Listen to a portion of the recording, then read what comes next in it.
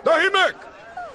Tandaan, 2 linggo mula sa araw na ito ay may gaganapin doon sa palasyong isang engranding piging.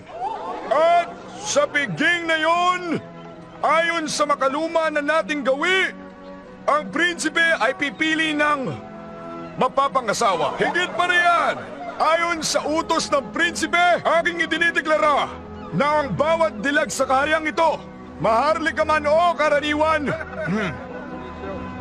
ay inanyayahang dumalo.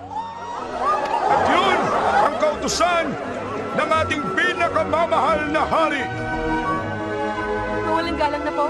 Si Ella ay lubos na nasabik na makita si Kit, ang apprentice, habang ang kanyang mga kapatid ay naengganyo sa posibilidad na makilala ang prinsipe. Lalansiin ko siya para mahalin niya ako. Makikita niyo. Ito na ang pinakamalaking mahirap. Pupinahon kayong dalawa.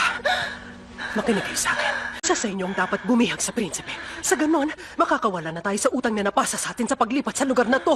Ako, isang prinsesa. Maaari naman ako. Prinsesa.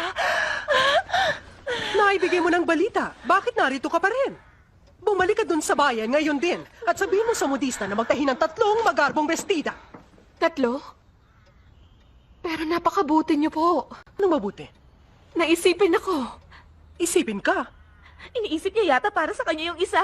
Kawawa ka naman, Cinderella. Nakakahiya. Napaka-ambisyosa mo rin pala, no? Hindi po. Gusto ko lang makitang kaibigan ko. Lilinawin ko lang sa'yo, ha? Isa para kay Anastasia, isa kay Drisella, at isa para sa... Sige!